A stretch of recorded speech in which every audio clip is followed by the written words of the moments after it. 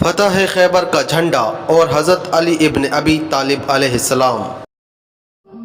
شروع اللہ کے نام سے جو سب پر مہربان ہے، بہت مہربان ہے۔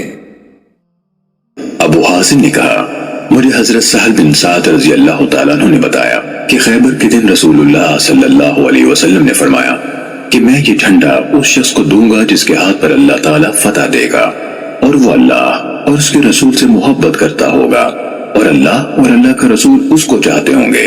پھر رات بھر لوگ ذکر کرتے رہے کہ دیکھیں یہ شان آپ صلی اللہ علیہ وسلم کس کو دیتے ہیں۔ جب صبح ہوئی تو سب کے سب رسول اللہ صلی اللہ علیہ وسلم کے پاس یہی امید لیے آئے کہ یہ جھنڈا مجھے ملے گا۔ آپ صلی اللہ علیہ وسلم نے فرمایا کہ علی بن ابی طالب رضی اللہ تعالیٰ عنہ کہاں ہے؟ لوگوں نے عرض کیا کہ یا رسول اللہ ان کی آنکھیں دکھتی ہیں۔ پھر آپ صلی اللہ علیہ وسلم نے انہیں بلا بھیجا اور ان کی آنکھوں میں تھوک لگایا اور ان کے لیے دعا کی تو وہ بالکل اچھے ہو گئے، گویا ان کو کوئی تکلیف نہ تھی۔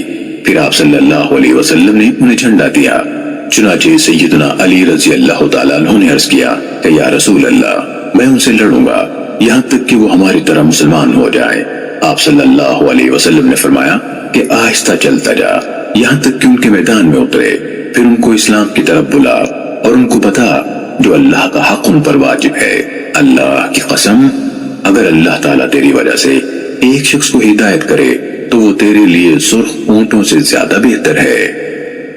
صحیح مسلم حدیث نمبر 6223۔